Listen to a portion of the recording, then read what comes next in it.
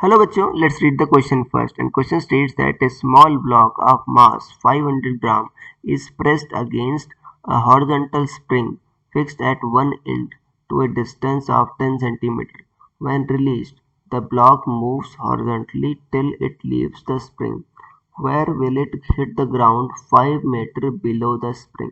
K equal to 100 Newton per meter of spring constant. Option A is 1.441, option B is 1.6 मीटर, option C is 1.414, option D is 1.10। इसमें हमको समझना होगा कि concept क्या use हो रहा है।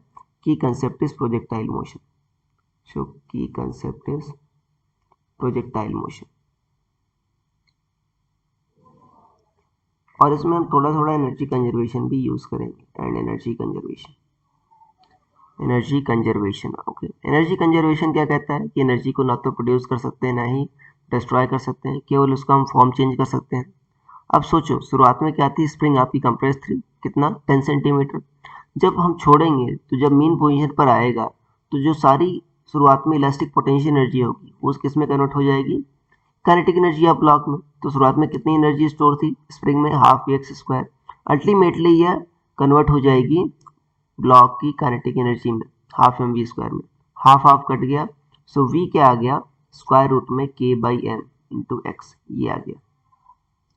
अब यहाँ पर पढ़ो तो के की वैल्यू क्या दे रखी है, के की वैल्यू दे रखी है 100, मास की वैल्यू दे रखी है 500 ग्राम, मतलब 0.5 kg इंटू एक्स, एक्स की वैल्यू क्या 10 सेंटीमीटर मतलब 0.1, तो ये आ जाएगा आपका 200 मतलब 10√2 इंटू 0.1 मतलब आ जाएगा 0√2 मीटर पर सेकेंड, ये आ जाएगा।